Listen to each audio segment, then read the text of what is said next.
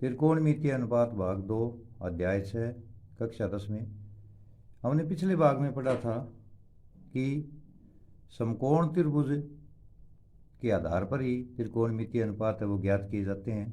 समकोण त्रिभुज में अन्य त्रिभुजों की भांति ही तीन ही भुजाएं होती है जिनमें उनके अलग अलग नाम होते हैं।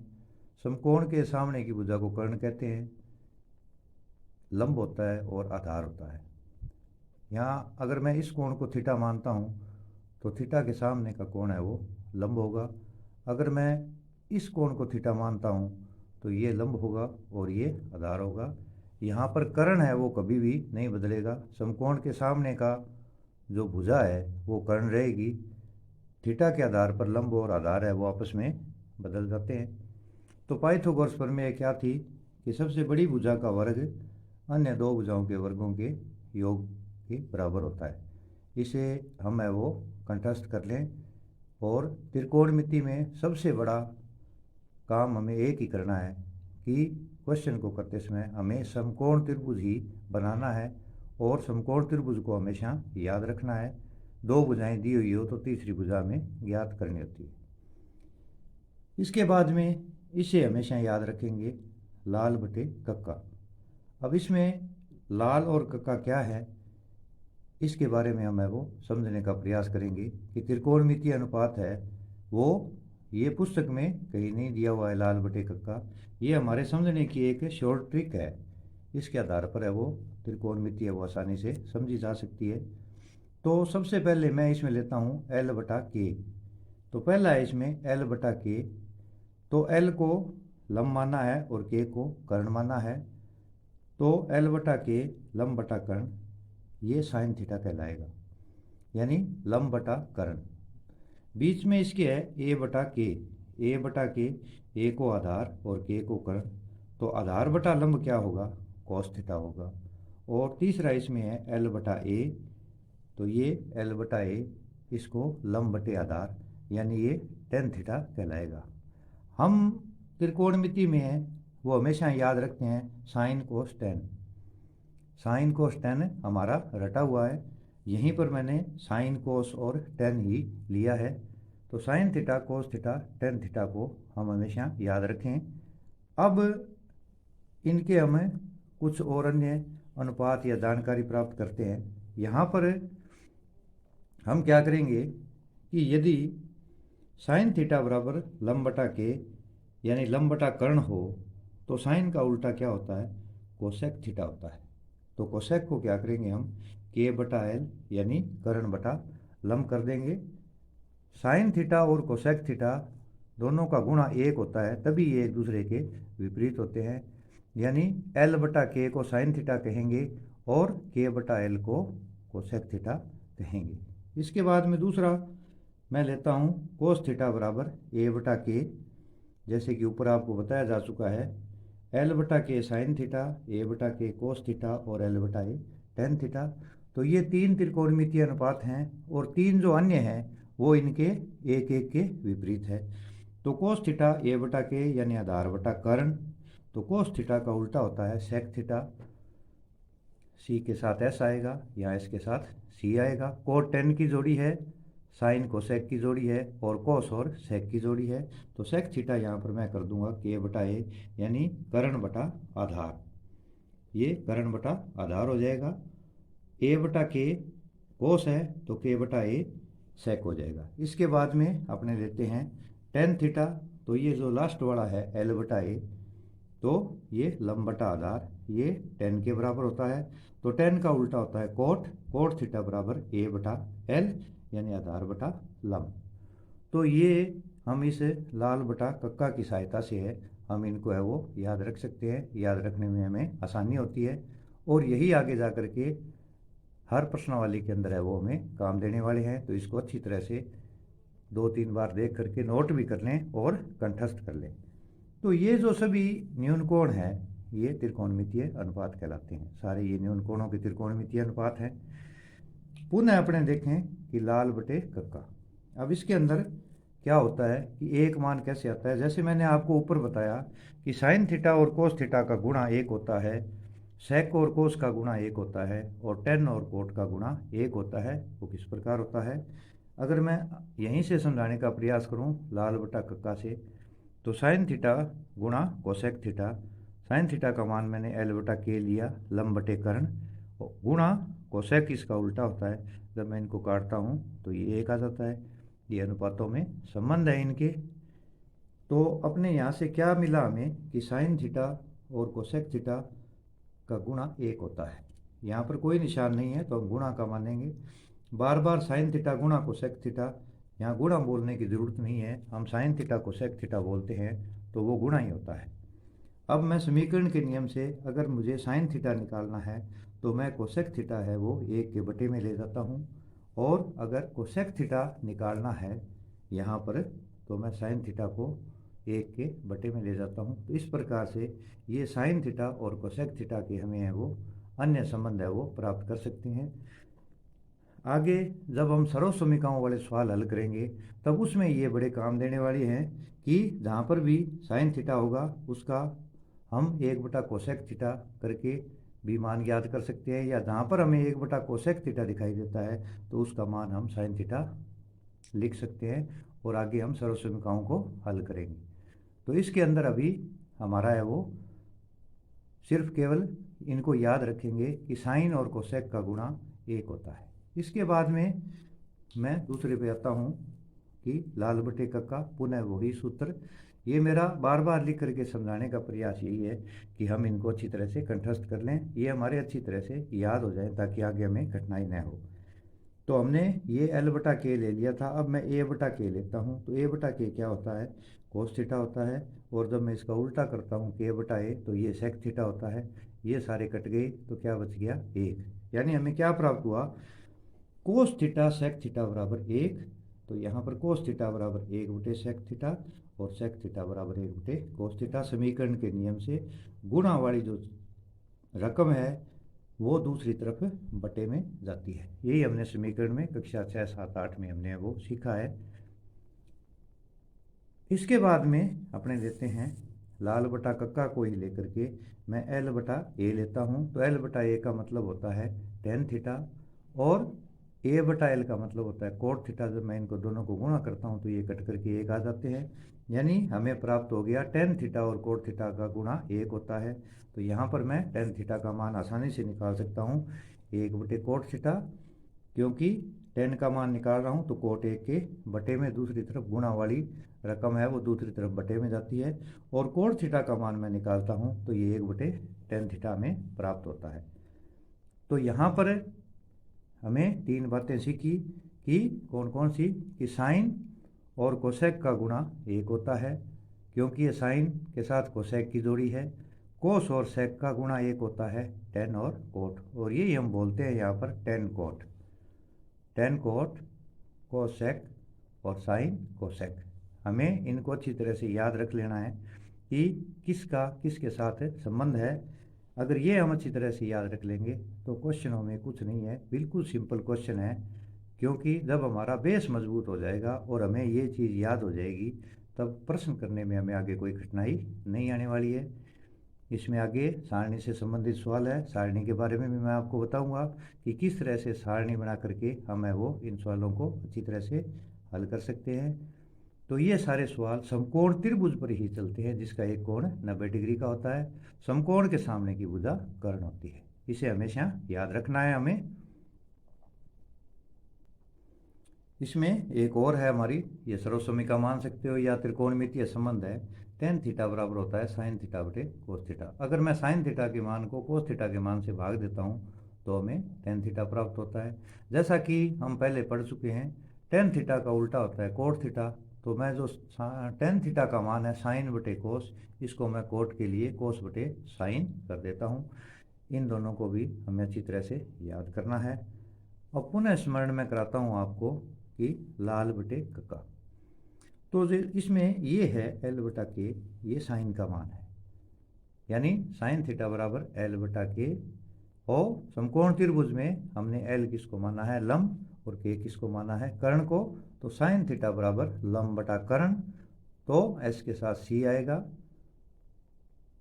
कोसेक थीटा बराबर के बटा एल, यानी कर्ण बटा लंब, क्योंकि इन दोनों का गुणा 1 होता है। साइन थीटा और कोसेक थीटा का गुणा क्या होता है? 1। इसके बाद में अपने लेते हैं पुनः लाल बटे का, तो ए बटा के बीच वाला, ए बटा के क्या होता है? कोस थीटा, यानी आधार बटा कर्ण, और कोस का उल्टा क्या होता है? सेक, तो सेक बराबर होता है कर्ण बटे आधार।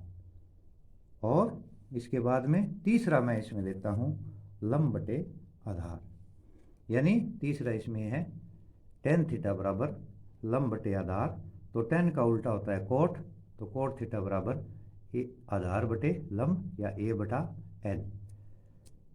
तो यहाँ पर लाल बटा कक्का में 3 मान हैं, एल बटा के, ए बटा के और एल बटा ए।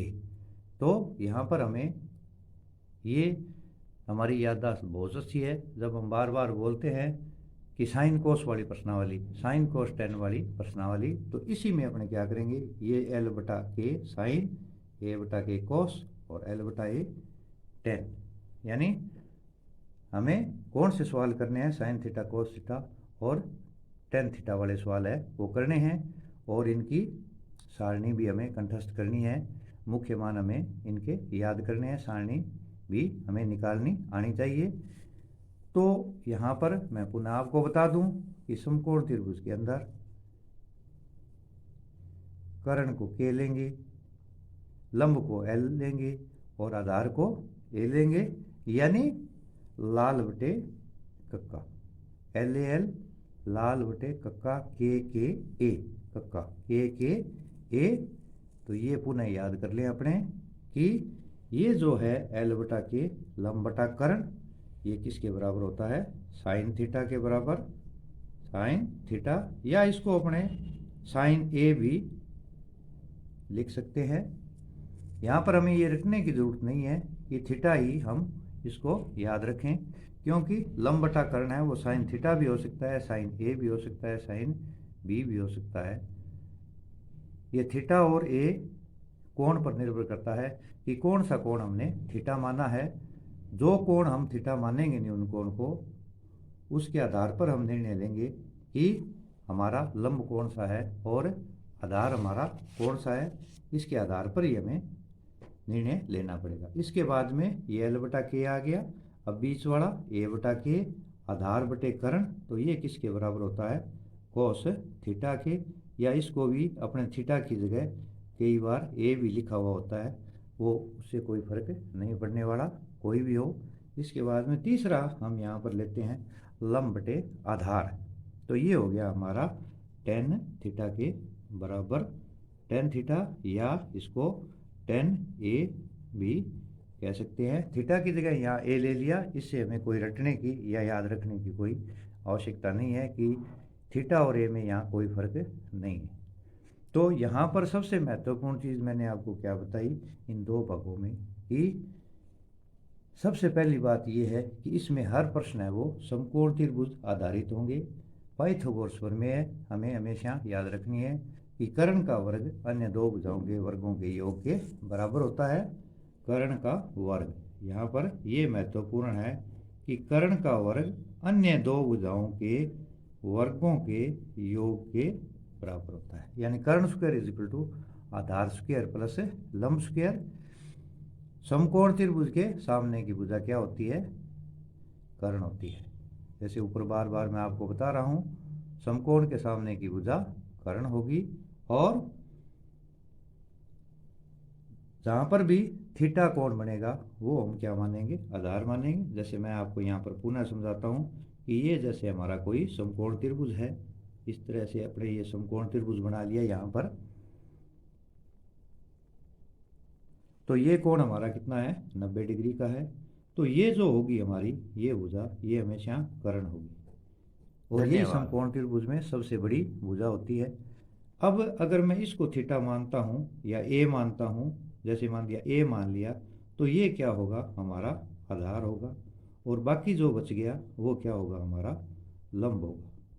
अगर इसी तरह से मैं इसको यहाँ पर बदल करके लेता हूँ, जैसे इसको इस तरह से मैं बना लेता हूँ यहाँ पर, जैसे ये मेरा कोई समकोण त्रिभुज है, ऐसे ये समकोण त्रिभुज है, तो इसके सामने की भुजा ये क्या होगी, कर्ण, सबसे बड़ी भुजा। समकोण के सामने की भुजा कर्ण कभी नहीं बदलेगी। और अगर मैं इसको थीटा मानता हूँ या ए मानता हूँ, तब मेरा क्या होगा, ये आधार हो जाएगा और ये क्या हो जाएगा, लंब हो जाएगा। इसी के आधार पर अगर थीटा हमारा बदलता है तो जो जिस न्यून कोण को हम थीटा मानेंगे वो हमारा क्या होगा, आधार होगा। ये बात है वो हमें हमेशा याद रखनी है, यहाँ पर हमने गलती नहीं करनी है। दूसरा, इसमें आप ऐसे भी याद रख सकते हैं कि समकोण के सामने की भुजा कर्ण होगी तो थीटा के सामने की भुजा लंब होगी, यानी ये सम्मुख भुजा कहलाएगी और इसको हम आसन भुजा कहेंगे। तो वेरी सिंपल है, लाल बटे कक्का सूत्र को हम हमेशा याद रखें। जो पहला है इसमें एल बटा के कोसाइन, ए बटा के कॉस और एल बटा ए टेन होगा।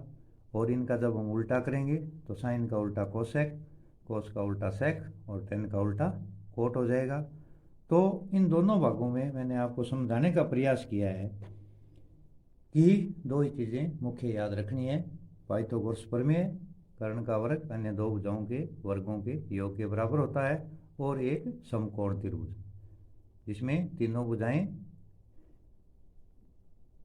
वैसे तो प्रत्येक त्रिभुज में तीन भुजा होती है, पर समकोण त्रिभुज एक ऐसा त्रिभुज है जो पाइथागोरस के आधार पर चलता है। इसमें तीनों भुजाओं के नाम हैं, समकोण के सामने की भुजा कर्ण, और जिस कोण को न्यून कोण थीटा या ए मानते हैं वो आधार होता है, और इस कोण के सामने की जो भुजा होती है वो सम्मुख भुजा होती है, उसको लंब कहते हैं। यहाँ पर थीटा कोण है वो मान अपना बदल सकता है, अगर मैं इसको थीटा मानता हूँ तब ये आधार होगा, और अगर मैं इसको थीटा मानता हूँ तब आधार ये होगा। पाइथागोरस प्रमेय है, पुनः एक बार, कर्ण का वर्ग अन्य दो भुजाओं के वर्गों के योग के बराबर होता है। यहाँ पर दो भुजाएं हमें ज्ञात हो तो तीसरी भुजा हमें आसानी से निकाल सकते हैं, इसमें कोई समस्या नहीं आएगी। इस प्रकार आप इन दोनों भागों को पहले अच्छी तरह से समझ लें, और बार बार है दो भुजाएं दे करके, मैंने पिछले वीडियो में समझाया था कि दो भुजाओं का मान दे करके तीसरी भुजा कैसे निकाली जाती है, पाइथागोरियन त्रिक क्या होती है, किस किन की जोड़ी होती है। लगभग जैसे 6, 8, 10 है, 3, 4, 5 है, तो इनकी आपस में 3, 3 भुजाओं की है वो प्रमेय सिद्ध की हुई है कि बड़ी भुजा का वर्ग, जैसे 3, 4, 5 लेता हूँ तो इसमें 5 सबसे बड़ी भुजा है, 5 का वर्ग 25, 3 का वर्ग 9 और 4 का वर्ग 16, 16 और 9 25। तो यहाँ पर यह सिद्ध होता है कि कर्ण का वर्ग यानी बड़ी भुजा का वर्ग अन्य दो भुजाओं के वर्गों के योग के बराबर होता है, और यहाँ पर यही हमारी पाइथागोरस प्रमेय है। अच्छी तरह से मैं पुनः आपको एक बार स्मरण करा दे रहा हूँ कि इन दोनों भागों को आप अच्छी तरह से देखने के बाद ही आगे बढ़े, क्योंकि इनके बिना हमारा आगे वो काम नहीं चलने वाला है। और इसमें मैं आपको बता देता हूँ कि हमारे जो ये त्रिकोणमिति से संबंधित जितने भी क्वेश्चन हैं, अगर हम इनको एक बार अच्छी तरह से समझ लेंगे तो इसमें आगे जा करके कोई दिक्कत आने वाली नहीं है। बहुत ही सिंपल है, इसमें कोई लंबा चौड़ा जोड़ घटाव गुणा भाग नहीं है, कुछ एक मान है उनको हम अच्छी तरह से याद कर लेंगे, और याद करने के बाद में है वो हमारे आगे जो भी प्रश्नावली आएगी, सारणी बनानी आएगी, सारणी से संबंधित मानों को सवालों को हल करेंगे हम, और सर्वसमीकाएँ आएगी, और उसके बाद में ऊंचाई और दूरी के सवाल आएंगे, वो भी समकोण त्रिभुज पर ही आधारित है। तो इन दो भागों को अच्छी तरह से याद करने के बाद ही आप है वो आगे बढ़े, तीसरे वीडियो को देखें। और सबसे ज़्यादा ये है इसमें कि सवालों को अधिक से अधिक इस प्रकार के जो विभिन्न सवाल दिए होते हैं उनको हल करें, और हल करके उनको खुद अपने आप करना सीखें। गणित का नाम ही अभ्यास है, जितना हम अभ्यास करेंगे उतना ही हमें फ़ायदा है। बिना अभ्यास के गणित का काम नहीं चलता। अगर हम गणित में जितना अभ्यास करेंगे, दूसरों को समझाएंगे, तो गणित है वो बहुत ही आसान है। अन्य विषयों से मैं गणित को आसान मानता हूँ, शर्त यही है कि हमें बार बार दोहराना है और बार बार अभ्यास कराना है। तो पुनः लाल बटे कक्का सूत्र को याद रखें, एल बटा के लंब बटा कर्ण, ए बटा के आधार बटा कर्ण, एल बटा ए लंब बटे आधार।